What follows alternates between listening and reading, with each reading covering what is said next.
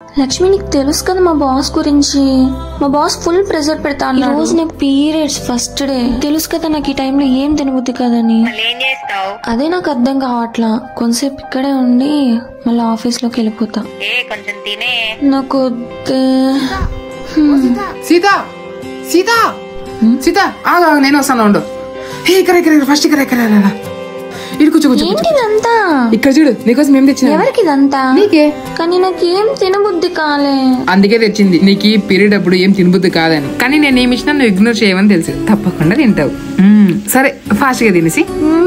నాకు ఇదంతా చూస్తే ఏడుపు వస్తుంది. నీకేమనిపిస్తుంది? నువ్వు నవ్వుతావు, ఏడుస్తావు, అరుస్తావు, ఎగురుతావు. నీకేమనిపిస్తుంది? అందుకే కదా నేను వచ్చింది.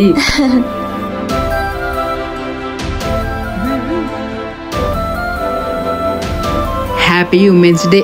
Women's day? ఉమెన్స్ డే ఇంకా చాలా టైం ఉంది కదా. కానీ నా సీతకి ఈ రోజు అవసరం ఉంది. అందుకని నేను ఉమెన్స్ డే వరకు వెయిట్ చేయాలా? For my women every day it's women's day. నువ్వు తిక్కోనివా? Hello hello hello Sita Sita hello Sita, are you there? Sita ఏమైంది?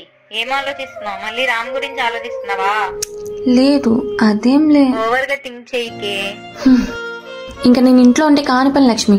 టాపిక్ వదిలే. ఇంకా రామ్ దాంట్లో నుంచి బయటపడాలి. ఒకవేళ మళ్ళీ రామ్ నీ దగ్గరికి వస్తే